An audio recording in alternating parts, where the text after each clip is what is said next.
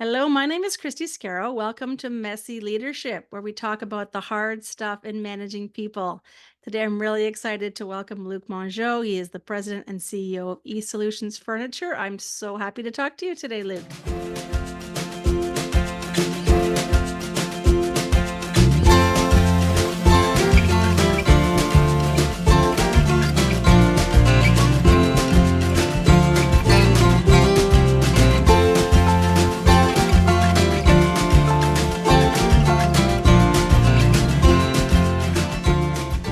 Hi, Christy. How are you doing? Happy to Good, be. thanks. Good, glad you're here. So, I've had the pleasure of experiencing your leadership early in my career, and I want to start with a question about for yourself, what was an important lesson that you learned early in your career that you think really shaped who you are today and how you lead? Yeah, good question. For me, one of the lessons that I learned very early on, and I don't know if I learned it by observing others or I just learned it, by experiences, is that for me, leadership is about the heart and it's about the mind. And if you want to be an effective leader, you have to be able to lead on both dimensions. And very often we're trained in business school or we see examples in business journal and all that stuff, and it's overemphasizes the mind, and we're not really trained, or there's not that many. Well, back then there wasn't that many role models that really led with the heart. And for me, I realized very early on that the more I invested myself and the more authentic I was in who I brought to work, the more passion and real ownership, not intellectual, not only intellectual ownership, but real emotional ownership where you're in it and you believe in it. The combination of these two can be so powerful. And when you do this, people sense it, they see it, they see that you have the courage of your conviction. And if you obviously have to back it off with real rational, real logic, solid analysis, solid understanding of the environment, the competitors, and all that stuff. But when people see that you have the courage, that you stand for something, I mean, that can be extremely not only powerful but extremely rewarding as a leader. And that's when you make incredible things happen. And I learned very early on as well that type of work is not easy, and it requires a lot of work. And what I've learned that it's not necessarily long hours at work that you have to do, obviously, but it's a journey of introspection where you need to take time for yourself to really learn, reflect about who you are, what type of energy you bring to work, how people absorb or experience that energy. And sometimes you have to go to a different aisle of the bookstore or the library, whether it's a brick and mortar or a virtual library, and read books that are not necessarily written by the latest and greatest Harvard science or whatever it is. And you may go into something that's considered a bit more esoteric or emotional and all that stuff. And that growth, that development, those learnings can have the same impact, if not greater impact, than becoming a stronger analytical person or better at reading a balance sheet or understanding the latest and greatest selling techniques, which are all great. But it's a combination of these things. So for me, I remember early in my career, lots of Sunday morning journal writing, developing contacts with people who were completely out of the business world, whether they were monks, they were priests, they were spiritual leaders, they were leaders of their own field, but they operated differently. And so for me, it sort of comes back to that dual aspect that you can lead from the heart and the mind. Very powerful lesson for me very early on. Yeah, there's so much you just said in there that resonated with me, and I think it's something I personally have had to figure out in my journey, because it's like I come from a place of the intellect, know more, understand more. And I think that emotional piece took a lot of time and still takes a lot of investment. So your strategies there are really good. And I think there's others that have very logical minds. And there's a fear, I think, very much right now, especially for younger leaders, of being vulnerable and coming from an emotional place. So how do you help those individuals? Maybe you see them in your organization, or others who are like, I don't want to speak up because I'm going to seem weak or vulnerable, or I can't bring emotion to work. What are your thoughts on that? Yeah, that's not an easy thing. For me, I struggle myself. Myself, as everybody knows, I'm gay. I have a same-sex partner, adopted kids, and everything. And I got in the workplace around '97, where things were not as open as it is today. It's still difficult nowadays, and for me, it was, you have to work with the environment that you're in, and you use your judgment. It's a you peel the onion gradually. It's a journey where so you may decide to open the kimono and do one big bang approach, but from everything that I've been observing is, a gradual approach where you slowly, or at the right pace, unveil yourself is a good approach, but it's not easy. But nowadays we, thankfully, uh, the more and more organization are really realizing that you need that diversity, and you need a much more 360 full rounded approach to take organizations to the next level. And COVID just accelerated things, where on the other side of COVID, where there's an organization are struggling to bring people to work, struggling to keep people focused. The environment, the economy is really, really tough. So, people have to look into a different set of tools and toolkits, and engaging people, engaging a committed, focused, inclusive workforce makes that type of environment much more better to do this. But you have to meet people where they are, and that's why, for me, a gradual approach is so much better. That idea of like micro risks, or just being able to start small if you're feeling like you can't take those big steps, or if you're bold and brave, maybe do it all and see where it lands, I guess, as you said. Yeah. Yes. Yeah. Yes. So just a bit of a build on that question, because I liked your touch on authenticity, right? That idea of just showing up as who you are. So how do you balance that with, like, showing up, almost flexing your leadership style? Because I find sometimes I've been challenged on that counterbalance. Well, I need to shift who I am for others, but I need to be authentically me. Any thoughts on that?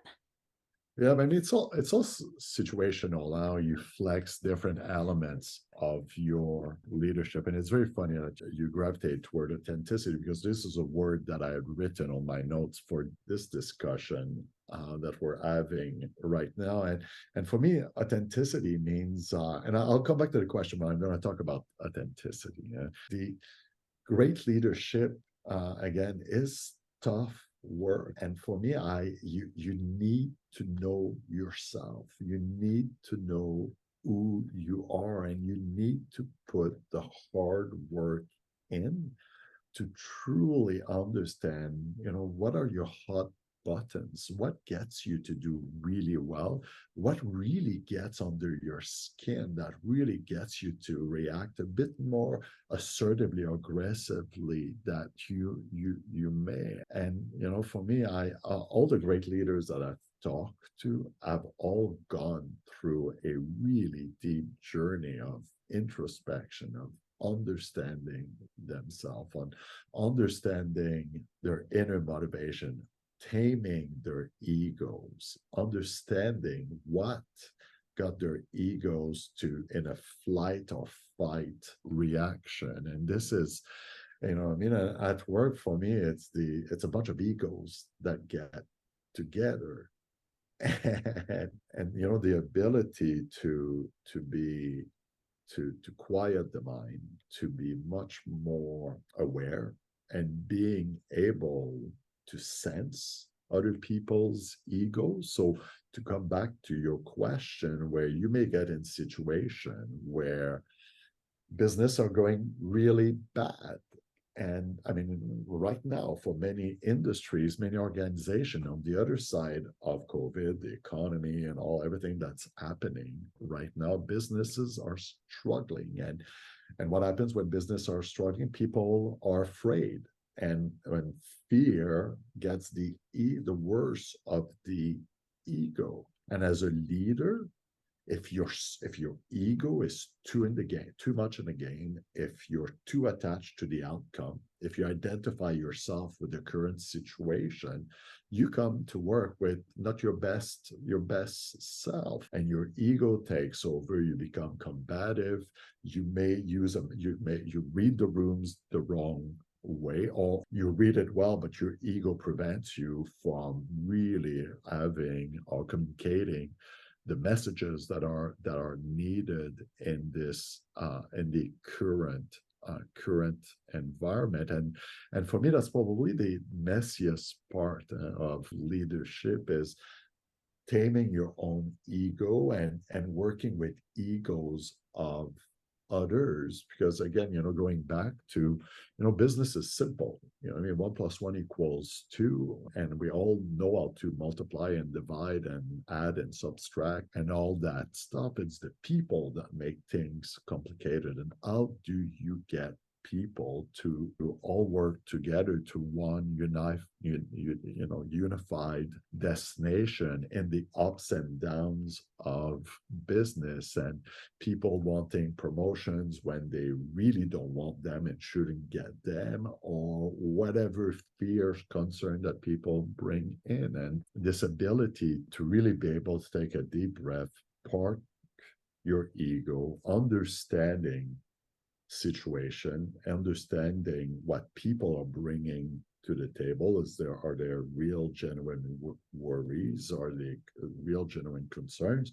Or it's just their egos at plays, or their fear at plays? And being able to work with all this, I think, is an art. It's not developed in school. And if you're able to master this, you in my opinion, you become a very effective leader. And on top of that, you enjoy your work way more. So And probably have a more fulfilling life as part of that as well. So, but it's such an important thing to think about, because it's something, in some ways, ego helps us to be ambitious and help us to succeed. But if we don't recognize how it also gets in the way, then you can get yourself stuck and not communicate in the right way. yeah, So it brings me to my next question, which is just, as you're leading today, some of the challenges that you still find, like, this is the stuff of leadership that is hard. Now, you've just referred to some of it, but are there other things that you're like, this is what I still want to work on and keep developing, and to strengthen my ability to lead others?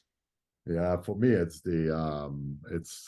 a journey, and I'm about to turn 58 here. I've been at the head of an organization for almost 20 years, now departments for more than that. And for me, this is constant work, constant learning. As I shared with you this morning, I read a spiritual chapter in a book, and I had a eureka moment on my approach to Tame. And it's so great at a certain point in life to be able to grow that way, and to be able to become a even more effective leader.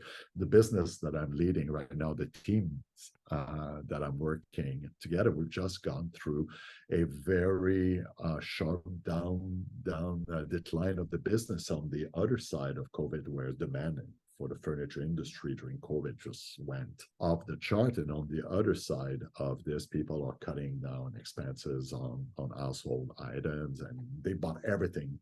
There was 5 years of furniture was bought in a year and a half. So there's a dramatic slowdown, but the ability to reshape, to redefine, to rethink to restructure, to specialize the brands, to create new partnerships in the industry are just tremendous. And if you're too worried about the outcome of the business, if you identify yourself too much to the decline, the lack of profit, or the lack of whatever performance, I mean, it so prevents the mind from thinking of possibilities. And if you're too inclined, and then, I catch myself fairly frequently when I'm looking at sometimes month-end results or quarterly results, and I get tense, and I go into fear mode, and then the possibilities just disappear, and the energy that I bring to work is much more restrictive. It's much more directive, which sometimes directive is very good. It's needed. But when you're trying to do a pivot through something different, I mean, if you arrive with fear, you prevent all that stuff. So for me right now, that deep reflection and all that stuff is just allows me to show up much better.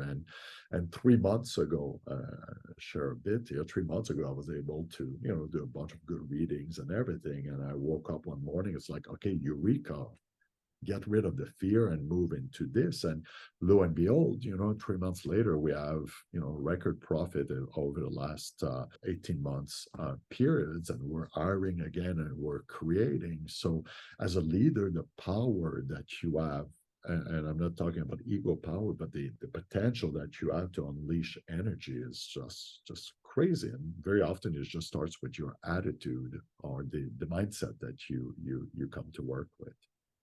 Well, and you're right, because that impact resonates through everybody. So a few times you've mentioned how, in these stressful moments, it's easy to go into fear. And when business is struggling, it's easy to go into fear and even and project that to the people around you who are then also going to experience fear. So I think that's a really important, that back to your idea, if we don't self-reflect what gets us into that place or when we're in that place, then it becomes really difficult to get past that place. And certainly it's almost impossible to motivate others to get past that place. That's a great insight. Great. So the last question I have, and there might be more than one, but it's important, I think, for the folks who are listening who maybe are feeling like this leadership stuff is hard. Maybe they're feeling like it's not for me. It's hard to manage others, and I think we both recognize that it absolutely is. So, what advice would you have for folks that are either just embarking on that or struggling with it, and just trying to find a way to get people to work with them and bring them along? Yeah, well, first of all, have fun with it. It's a journey of discoveries. It's a journey of trial and error. And I mean, I made a lot of mistakes along the way. And when I think back of some of the mistakes, I thank the universe for having made these mistakes, because I've learned something and I became a much better leader because of that. But it's a lot of fun. It's like team sport. It's building something together. It's you definitely have to have a bit of thirst and hunger for learning and self-development and everything. But it's that's the expression. It's a life well lived, that you put yourself out there, you share yourself, you're authentic, you live some of your convictions, and you need to put them out there. But it's not really made for everybody. I had a friend who used to tell me, it's like, as a leader, when you decide, you divide.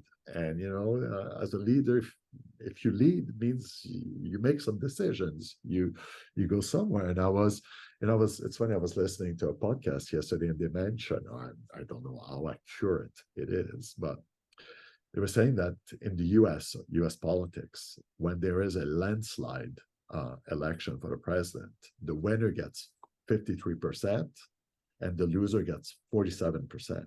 And that's considered a landslide. A landslide. So imagine when you show up to work and you're a leader, you're probably going to get 60% of the people who think you're really cool and great and everything. You're going to get a 40% that that either doesn't want to work, it's a nature to complain, or their personality doesn't fit with yours and everything. So you have to have a bit of a thick skin to do this. So that's why it's good to get the ego out of the way, live your conviction, and marry this with some strong analytics. But leading can be a lot of fun if you're made for it. I like that balance between recognize that it's an accomplishment like a team sport where you feel like you've come together and you've done something big and you've won, or it doesn't necessarily be winning, but I think it's even in the achievement and the ability to come together. But you're right, if you have that ego, you're going to take that personally when people aren't going to agree. I know I'm often fun sometimes when I find myself with a client and they don't necessarily take the direction that I feel like, you have to go there, but they can't go there. I say, not everybody can be saved. Like I can only do so much in my guiding, but at the end of the day, this is a decision that needs to be made by a team and or an individual, and I can only take it so far. So that has helped me let go. I think sometimes when I feel like I need to really bring them along, but it's just not going to happen. And it's funny that you mentioned some people can be saved and cannot be saved. Just bring me to another angle of leadership. That for me, I get a lot of value out of is to be a leader is a gift. Is a gift that people give you. It's not something that you can claim. Yeah, somebody can give you a job, but I can give you the job and everything. But leadership implies that others let them lead you. So it is a gift that the people give you, and it is a gift because you get to unleash the potential of people that work with you. And for me, there's nothing more rewarding than creating the right environment. We go back to earlier, people declaring themselves or being themselves in the workplace. As a leader, you get to create an environment where others can be their best. And as a courageous leader, sometimes some people need to be pushed to be their best. And I don't mean push that hey, go do your work, and if you're it's not done by 3 p.m., but more like you realize that there's individual below you that working for you, sorry, that are way better than they believe they are. And supporting them, challenging them, creating the environment for them to be their best, and then see these individuals just flourish and themselves be surprised of how great they are is just an amazing reward. So Yeah. Well, I want to say I know your passion and I've experienced it. And I appreciate the passion that you bring to your people and to this conversation today and sharing some of these because the audience here, are looking for ways, I think, to elevate their ability to hopefully help people to being their best. So if you are listening and you're looking for ways to navigate messy leadership in your life, you can find links to resources below and some of the show notes or reach out to me at christyscarrow.com. But thank you so much, Luc, for your time today. I really appreciate it. my pleasure.